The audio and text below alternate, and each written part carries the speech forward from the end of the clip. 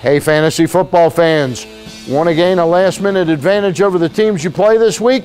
Don't forget to check out Ken Zales' Fantasy Football Notebook on PressBoxOnline.com, presented by Chesapeake Urology and Associates. All right, welcome back to Inside PressBox, and we're out here, as Charlie Ekman used to call it, at lovely Laurel with the president and CEO of Laurel Park and the Maryland Jockey Club, Tom Chuckas. Tom, we're about a week removed from the Breeders' Cup. You were out in California. What's the state of the sport at its highest? Right now, it's pretty good. I mean, the Breeders' Cup was fantastic. They had 2 solid days. Racing was the best of the best. You had a couple nice price horses, a couple favorites. There seems to be genuine interest in the industry. There are some very good things going on. You see some of it in Maryland we'll talk about in a minute. But overall, it looks like we're kind of turning the corner and heading in a positive direction. Tell me a little bit about, now we've got, about 6 months until Preakness Day. It's not too early to start talking about the 138th running of the Preakness, May 18th.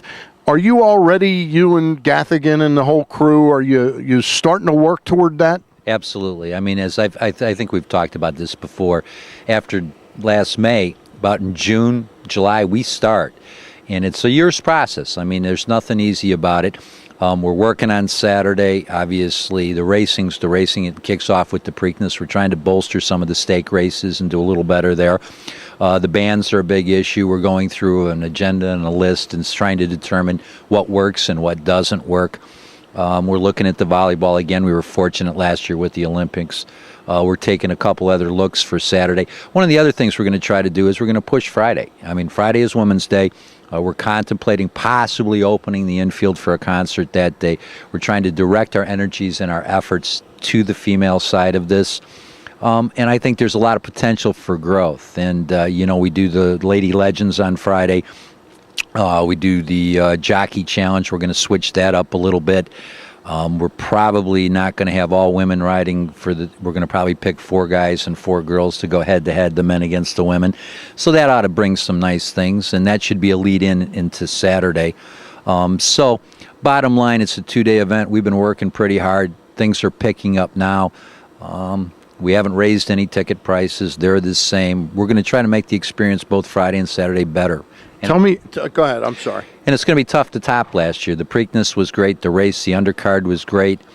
And trying to beat Maroon 5, Wiz, and the rest of the bands, that's not a small task. Tell me a little bit about this. When you say you're trying to increase some of the stakes price, the stakes, the purses and things like that, does the new casino revenue, can any of that go toward those particular stakes? Absolutely. I mean, as you know, the statute provides that X amount of dollars go to the purse account.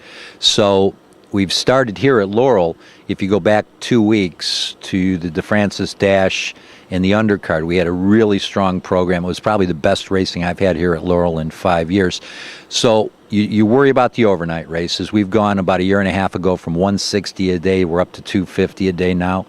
My horse supply at Laurel goes, we were running an average field size a year ago, about 7.2 a race. We're over 9 right now. So you can see the ramifications. The quality's better, the quantity's better.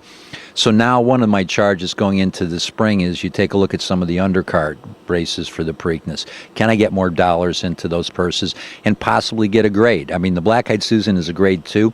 We're trying our best to make it a grade 1. The Pimlico Special, which we brought back, is a grade 3. We want to see if we can get a grade 2 on that. So it's a combination of bolstering the overnight races but improving the stake races, because then you can build an event around them. Tell me a little bit, as we get closer to Thanksgiving, what you got coming. You got this beer and bourbon classic and then a guy's day out. Tell us a little bit about those events. And we've got a couple events coming up. We've got the handicapping tournament this weekend. We've got the Brew and Bourbon Classic. We've got the Guys' Day Out with tickets for the Orioles, for the Ravens, and just making it a Guys' Day Out. Somewhere along here, we're going to raffle off a Harley Davidson. So what you're trying to do, like with the Brew and the Bourbon Classic, is reach out to a new audience, a younger demographic, and use our relationships with third-party vendors and companies to try to bring in a younger, more aggressive demographic. And we've spent a lot of dollars promoting. We're already working on the spring. or the fall or the winter and the spring at Pimlico to be pretty dynamic. There's certain things we want to do. We want a lot of activity, and we've come to the conclusion the racing is the core, the center point for this.